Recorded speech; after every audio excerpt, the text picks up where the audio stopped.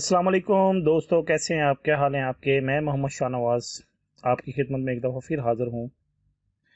तो आज हम डिस्कस करेंगे कि 3 फितरत के कवानीन कौन से हैं। वो ऐसे कवानीन जो कड़वे ज़रूर हैं मगर सच हैं, और तीनों के तीनों काबिल गौर हैं। पहला कानून फितरत क्या है?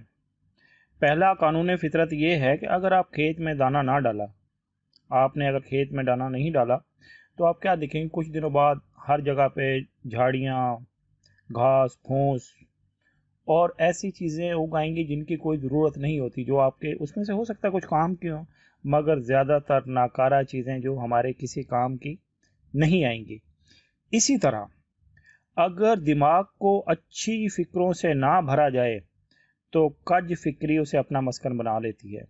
यानी आपका दिमाग भी में अगर अच्छी बातें ना भरी जाएं, या अच्छी बातें आपको दिमाग को ना सुनाई जाएं या उसमें ना स्टोर की जाएं, तो ऐसे ही है कि जैसे उसमें वो बातें आ जाएंगी, वो चीज़ें, वो सोचें जो आपकी ज़िंदगी के लिए, आपकी बका के लिए, आपके फ्यूचर के लिए इंतहाई नुकसानदेह होंगी।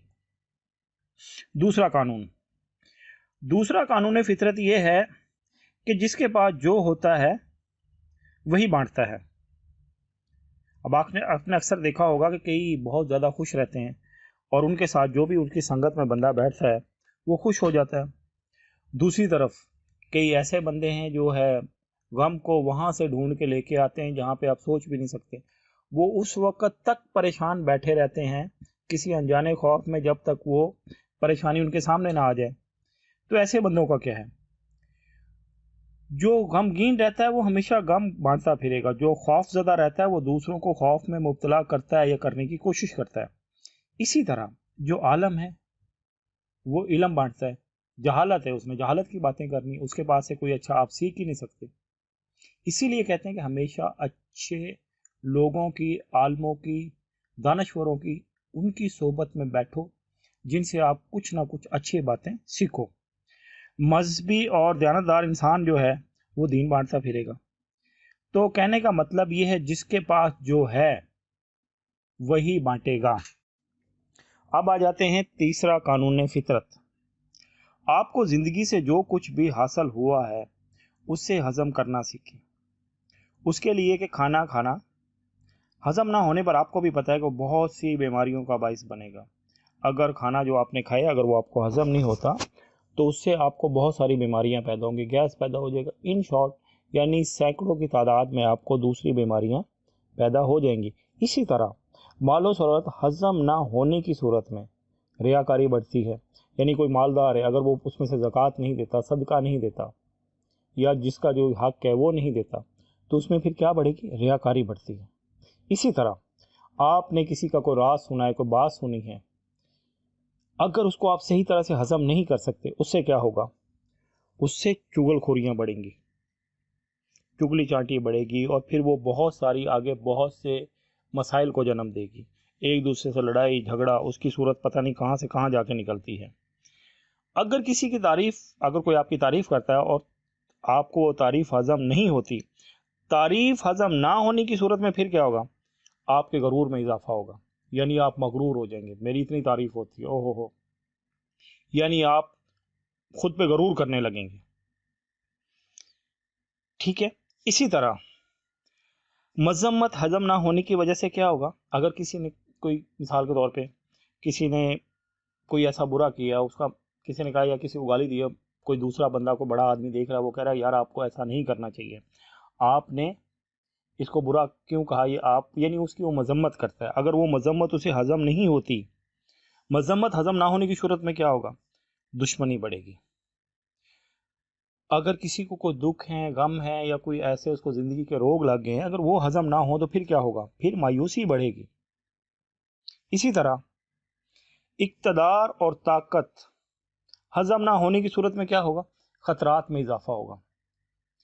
वैसे तो कहते हैं कि जैसे आपकी पैसा और पावर, ये दोनों ही करप्ट हैं। पैसा और पावर को जिस तरह भी देखोगे, ये करप्शन की ही तरफ लेके जाती हैं। ज़रूरत से ज़्यादा पावर, या जो पावर है वो, यानी कि समझ लो कि ये अगर इसको सही तरह आप हज़म करना नहीं सीखते, पैसे को हज़म करना नहीं सीखते, تو وہ کیا ہوگا، آپ کے مزید خطرات میں اضافہ کرے گا۔ اب یہ سوچیں گے کہ ساری باتیں جو میں کر رہا ہوں ان کا لب لباب ہے کیا، یہ کہاں پہ جاتی ہیں؟ تو اس کے لیے میں آپ کو ایگزامپل دیتا ہوں۔ کہیں سے نا جنگل سے ایک گھومتا گھماتا جو ہے نا ایک شیر، جیسے پہلے جنگلوں کے قریب دیہات میں ہوا کرتے تھے، کسی کے گھر میں گھسا اور اس نے کھانے کے برتن میں منہ ڈال دیا۔ کھانے کے برتن میں جیسے منہ ڈالا، اب اس کا سر پھنس گیا۔ اب وہ اسی طرح سر کو ادھر ادھر پٹکتا پھر رہا ہے، وہ اس کو نکال نہیں پا رہا۔ اب سارے لوگ اکٹھے ہو گئے، ادھر ادھر کھڑے ہیں۔ اب شیر کو چونکہ نظر کچھ نہیں آ رہا، اب وہ ایک جگہ پہ بیچارہ زور لگا کے اپنی کوششیں کر کے تھک ہار کے بیٹھا ہوا ہے۔ اب ہے کیا، اب یعنی اس کے سر میں ایک برتن پھنسا، اس کو نظر کچھ نہیں آ رہا، وہ بیٹھا ہے، لوگ اس کے ارد گرد کھڑے ہیں، اور سب ہی چاہتے ہیں، ہر کوئی چاہتا ہے کہ اس کی دل سے مدد کرنا چاہتا ہے کہ یار اس کو اس مصیبت سے، اس چیز سے نجات دلا دیں، یعنی اس کو ریلیز کر دیں۔ مگر اب ڈر کیا ہے؟ سب کو شیر کی عادات کا پتہ ہے، اس کا کتنا اخلاق ہے اس کا پتہ ہے، اس کی چال چلن کیا ہے اس کا پتہ ہے۔ چال چلن کیا مطلب؟ یہ شیر خونخوار درندہ ہے، کوئی پاس آئے گا، اگر اس نے پنجہ مار دیا تو بھی اس کے لیے کوئی مسئلہ بنے گا، اگر وہ اس کو آزاد کرتے ہی ایسا نہ ہو کہ جو اس کے سر سے وہ نکالے اسی کو وہ چیر پھاڑ کے کھا جائے۔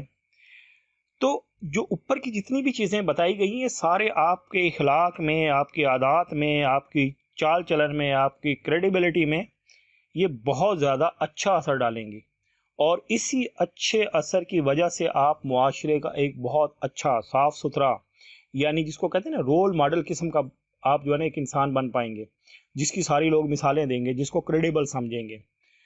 تو کوشش کریں اوپر کی کہی گئی باتوں کو سنیں ہی نہ، ان پہ عمل کریں، خود بھی پڑھیں، دوسروں کو بھی پڑھائیں، اور میری ویڈیو کو زیادہ سے زیادہ شیئر کریں۔ اگر آپ کو میری یہ کاوش پسند آتی ہے تو میرے چینل کو پلیز سبسکرائب کریں اور مجھے دعاؤں میں یاد رکھیں۔ اپنا اور اپنے دوستوں، رشتہ داروں کا اور اپنے ماحول کا خیال رکھیں۔ اللہ حافظ۔